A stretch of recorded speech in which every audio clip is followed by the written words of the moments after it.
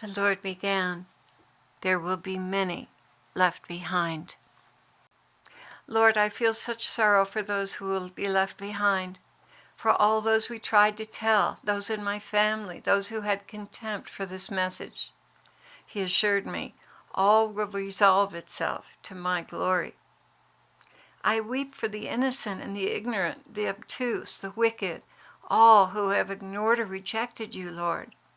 And the poor children who are victims of prostitution, can't you take them too?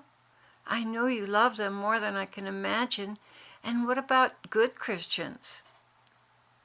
And I ask these questions because this arose in the original rapture dream that my husband Ezekiel had about the group that was being taken because it was so small, it was alarming. Then the Lord began, there will be many left behind.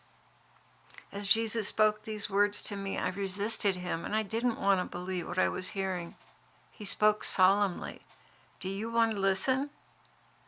I replied, forgive me, Lord. He began weeping. I don't want to leave anyone, but those who have continually rejected me and spurned my counsel cannot be taken. There are those who are in seasoned ministry and have decades of experience serving me. They hear my voice, they arrange their messages for others, but do not themselves heed my counsel. I cannot pour new wine into an old wineskin. I cannot build my new church on corruption. There must be a complete letting go of all bitterness, rancor, and preconceived ideas, as well as false value systems and a religious spirit. My church is corrupt.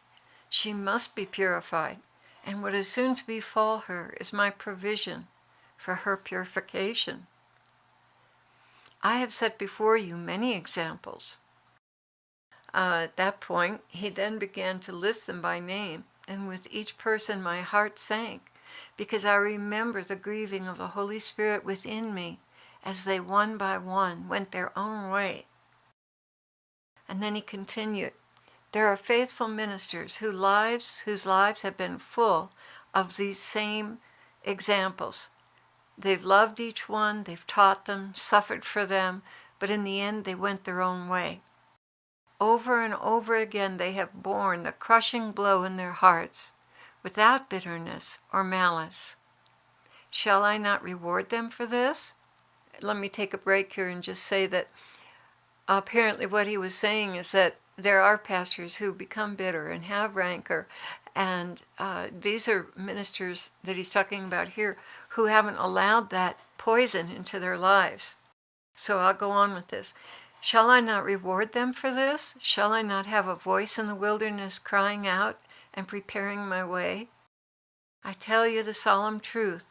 Those who have spurned the wise counsel of my faithful ministers shall at last open their ears and hear their voice.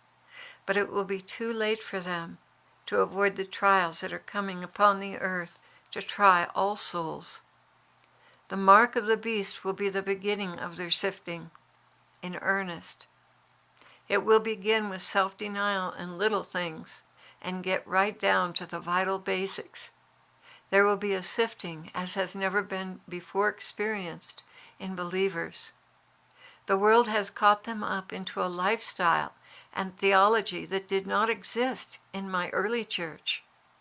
Their very sense of being will be critically threatened and called into question until they realize who I am and who they are in me and what it truly means to bear my name, my cross, to live in me and I in them. Then they will discover their worth and reject completely all the world has offered and held for them. This must be done through a process. It doesn't come overnight. That is why I am leaving them behind.